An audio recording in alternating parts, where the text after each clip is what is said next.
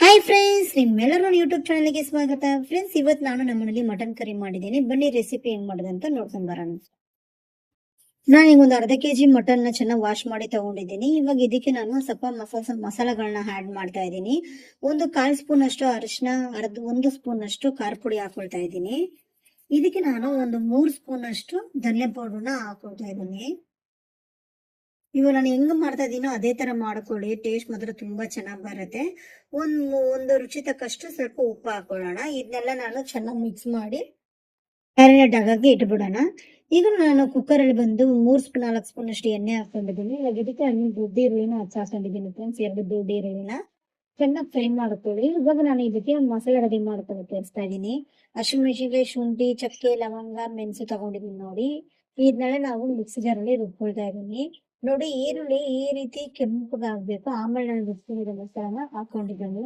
ಈ ಮಸಾಲೆ ನಾನು ಬಂದು ಏನೇನು ಹಾಕ್ತೀನಿ: ಶುಂಠಿ, ಬೆಳ್ಳುಳ್ಳಿ, ಚಕ್ಕೆ, ಲವಂಗ, ಸ್ವಲ್ಪ ಮೆಣಸನ್ನ ಹಾಕೊಂಡಿದ್ದೀನಿ.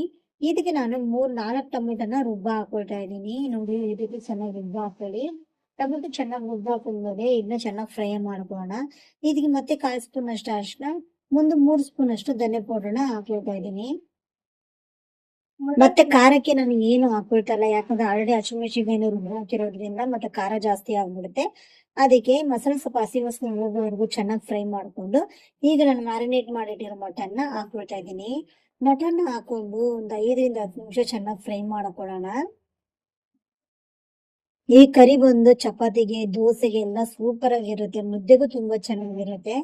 ಇವಾಗ ನಾನು ಅದೇ ಟೊಮೆಟೊ ರುಬ್ಬಿರೋ ಮಿಕ್ಸಿ ಜಾರ್ನೆ ವಾಶ್ ಮಾಡ್ಕೊಂಡು ಎಷ್ಟು ಬೇಕೋ ಅಷ್ಟು ಗ್ರೇವಿಗೆ ಎಷ್ಟು ನೀರು ಬೇಕೋ ಅಷ್ಟು ನೀರು ಹಾಕ್ತಾ ಇದ್ದೀನಿ. ನಮ್ಗೆ ಗ್ರೇವಿಗೆ ಎಷ್ಟು ಬೇಕೋ ಅಷ್ಟು ನೀರು ಹಾಕೊಂಡು ನಾನು ಸ್ವಲ್ಪ ಪುದೀನ ಎಲ್ಲ ಚಿಕ್ಕ ಚಿಕ್ಕದಾಗಿ ಕಟ್ ಮಾಡಿ ಮೇಲೆ ಹಾಕೊಳ್ಳೋಣ.